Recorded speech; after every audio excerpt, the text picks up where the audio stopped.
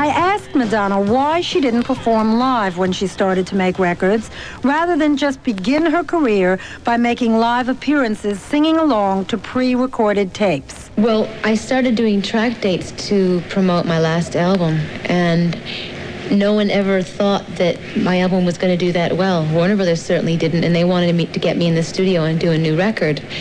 So I never planned to get a band together. I never planned for my record to go platinum, and no one ever planned for it. So I was always going to put out a new record and then go on tour to support that with a band. You said you had a new statement to make. What's that? Well, as a songwriter and as a singer, I think everyone changes to a certain extent, and they grow and they mature. And you're always excited about the newest thing you wrote or the newest thing you've done. So obviously you want to get that out. You want to make that statement. Statement meaning that, your newest product. If you get a new dress, do you want to wear your old dress? You want to wear your new dress, right? What's your new dress like? My new dress is vulnerable, and it's innocent, and it's impudent, and it's sexy. Do you think you weren't so vulnerable on the first record? Yes, I think that. Do you think you were perceived as being tough? I think I was perceived as being sexy. Sexy and cute, something like that. And maybe tough. But I don't think people really have a good idea of my personality or my image yet. They have ideas, but it's not all there yet. But I don't know. I don't sit around thinking about what people think of me. When you were growing up in Detroit and you were listening to records and you were obviously influenced by Motown or R&B or whatever the pop hits were at the time and so forth, you didn't think of being a singer? You thought more of being a dancer first? When you came to New York, you pursued dancing? No, I thought of being everything.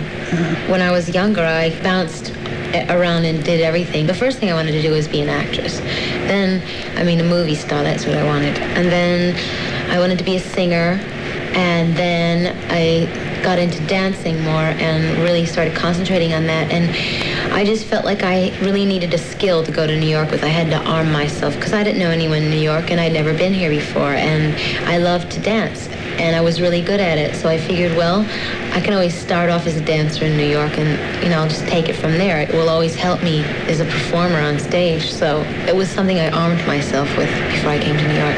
How did you know you had to arm yourself with something? Because I just knew that I couldn't go to New York and say, well, I'm here now, I'm going to do something. Because I always have to be good at something. That's me. I have to know that I'm great at something. And I knew that I could sing, but I didn't know how to go about becoming a singer.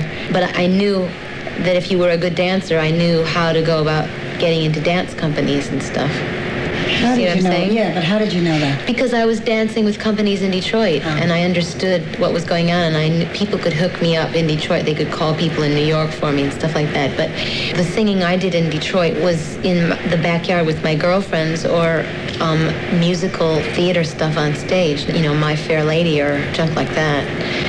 So I didn't know. I had no idea. Sometimes when people get very successful, all the people that they used to know say, oh, they've changed, blah, blah, blah. And often it's the people that change because they can't deal with it.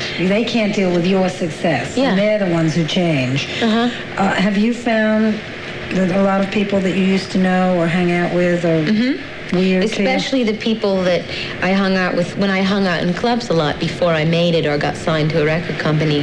The people who knew me from that period, not the people who knew me before when I was younger and before I came to New York, and not the people I know now, but the people who I knew when I started hanging out in clubs all the time and met them, that whole underground, social scene, just all those people, from that whole, I don't even know what you want to call it, but you meet those people and you become accepted in their little elite clique.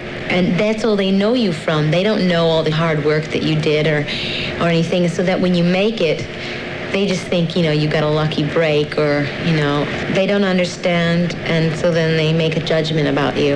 And then all of a sudden, they're not friendly to you anymore. And it just reeks of envy and jealousy.